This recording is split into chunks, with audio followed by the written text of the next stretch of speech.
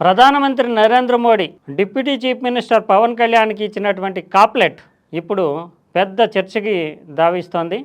ఏ సందర్భం దొరికినా సరే పవన్ కళ్యాణ్ని ప్రశంసించడానికి, తనకి దగ్గరవాడు, ఆత్మీయుడు అని సన్నిహితం చేసుకోవడానికి ప్రధానమంత్రి ప్రతి సన్నివేశాన్ని వినియోగించుకుంటున్నారు.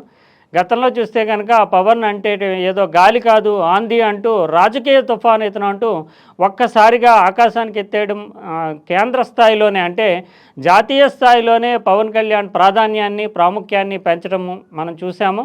ఇప్పుడు తాజాగా చూస్తే అమరావతి శంకుస్థాపన సందర్భంలో కూడా పవన్ కళ్యాణ్ చిన్నగా దగ్గుతున్నటువంటి సందర్భాన్ని చూసి పిలిచి మరీ తన జేబులోంచి కాప్లెట్ తీసి ఇవ్వడము, అది నిజానికి కాప్లెట్ కాదు, ఒక సుహృద్భావ సన్నివేశాన్ని ఆవిష్కరించేటటువంటి కాంప్లిమెంటు. పవన్ కళ్యాణ్కి తన హృదయంలో చోటు ఉంది, తాను అత్యంత సన్నిహితంగా చూసుకునేటటువంటి రాజకీయ నాయకుల్లో ఒక సోదరుడు లాంటి వాడు అనే సంకేతాన్ని, సందేశాన్ని ఇవ్వడానికే ప్రధానమంత్రి ఈ సందర్భాన్ని వినియోగించుకున్నారని చెప్తున్నారు. ముఖ్యంగా తెలుగుదేశం పార్టీతోటి పొత్తు కుదరడంలో కానీ, ఆంధ్రప్రదేశ్ నుంచి అంత బలమైనటువంటి మద్దతు ఎన్డీఏ కూటమికి లభించడంలో కానీ, భారతీయ జనతా పార్టీ మరోసారి అధికారంలో చేపట్టి కేంద్రంలో నరేంద్ర మోడీ చక్రం తిప్పడానికి కానీ పవన్ కళ్యాణ్ చాలా కీలకమైనటువంటి భూమిక పోషించాడు.